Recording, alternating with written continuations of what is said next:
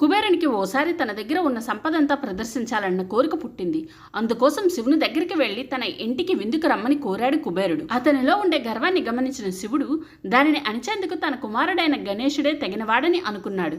నీవు ఏర్పాటు చేసే విందుకు నేను రాలేను, కానీ నా బదులుగా నా పుత్రుడైన వినాయకుడు వస్తాడు అని కుబేరుడికి చెప్పి పంపివేశాడు. తన ఇంటికి వచ్చిన వినాయకుడికి రాజమందిరాలన్నీ తిప్పుతూ గొప్పలు పోసాగాడు కుబేరుడు. అతనిలో ఉండే గర్వాన్ని గమనించిన గణేశుడు తిరిగి నాకు బాగా ఆకలి వేస్తుంది, ఆ విందు భోజనం ఏదో త్వరగా వడ్డిస్తే నేను బయలుదేరతానని కుబేరునితో అన్నాడు. ఓస్ అంతే కదా అనుకుంటూ వినాయకుడికి షడ్రసోపేతమైన ఆహారాన్ని వడ్డించాల్సిందిగా అనుచరులను ఆదేశించాడు కుబేరుడు. ఎంత ఆహారాన్ని వడ్డించినా వినాయకుడికి ఆకలే తీరటం లేదు. చివరికి ఆ రోజు విందు కోసమని వడ్డించిన ఆహారం అంతా అయిపోయింది. ఆకలిని తట్టుకోలేక వినాయకుడు పళ్ళాలని పండ్ల చెట్లని కూడా తినేయసాగాడు. ఇది చూసిన కుబేరునికి ఏం చేయాలో దిక్కుతోచక పరిగెత్తుకుంటూ శివుని పాదాల చెంతకు చేరుకొని శరణు వేడాడు.